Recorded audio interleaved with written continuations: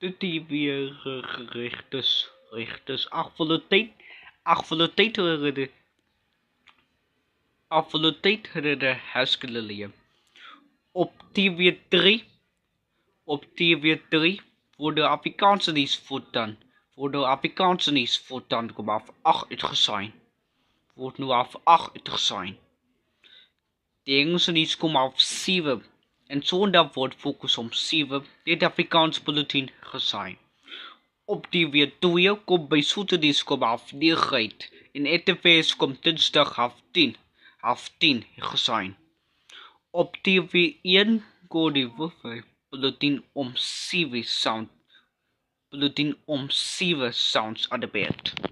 De debat Swati is het toka bulletins play uitskipje op TV1 of 2 verschijn.